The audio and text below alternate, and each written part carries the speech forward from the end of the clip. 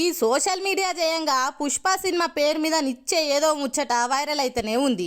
ఇండస్ట్రీలో ఇనొస్తనే ఉంది. Shooting late అయ్యే వరకల్లా రిలీజ్ ఇంత ఆలస్యం అయ్యేసరికి పుష్ప 2 కాదు పుష్ప 2 లేట్ అని పేరు మార్చుకోరు అనుకుంటా మీమ్స్ కూడా వేస్తుర్రు. మొత్తానికి అన్ని కుదిరి డిసెంబర్ 5 తారీఖు నాడు సారా దునియా అంతా గ్రాండ్ గా రిలీజ్ కాబోతుంది పుష్ప పార్ట్ 2. అయితే కొన్నొద్దుల సంది ఈ సినిమాకి దేవిశ్రీ ప్రసాద్ ను తీసేసి మ్యూజిక్ కొట్టేందుకు తమన్ను పెట్టుకురు అనుకుంటా ట్విట్టర్ లో పొట్టు వార్తలు వచ్చినాయి. పాటలు డిఎస్పీ చేస్తే బ్యాక్గ్రౌండ్ మ్యూజిక్ తమన్ చేస్తుండ అనుకుంటా డైరెక్టర్ సుకుమార్ కి కూడా తెలియని ముచ్చట్లను వైరల్ చేసిరు ఇంకొందరు. దేవిశ్రీ కొట్టిన మ్యూజిక్ నచ్చక తమన్ని సగంకెళ్ళి చేయమన్నారు అనుకుంటా నిర్మాతలు కూడా నోరు తెరిచే గాసిప్పులు గట్టిగిన వచ్చినాయి. మొత్తానికి ఇప్పుడు తమన్ బయటకు వచ్చి మాట్లాడే వరకల్లా ఆ ముచ్చట మీద క్లారిటీ వచ్చింది. బాలయ్య కొత్త సినిమా టీజర్ లాంచ్ ఉంటే ఆడికి వచ్చిన తమన్ని పుష్ప 2 కి మీరే మ్యూజిక్ కొడుతుర్రా అనుకుంటా రిపోర్టర్లు అడిగే వరకల్లా జవాబు చెప్పింది ఇట్లా.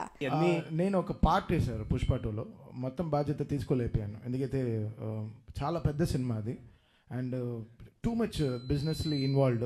మన ప్రొడ్యూసర్స్ని దృష్టిలో పెట్టుకోవాలి, మనం ఛాలెంజ్గా తీసుకోవచ్చు కొన్ని విషయాలు, బట్ అట్ సేమ్ టైం మనం భయపడాల్సిన విషయాలు చాలా ఉంటాయి. 15 రోజుల్లో మనం ఎలా మొత్తం సినిమా కంప్లీట్ చేయగలం. చాలా గొప్ప సినిమా, నిజంగా నేను సినిమా చూసాను, చాలా గొప్ప సినిమా.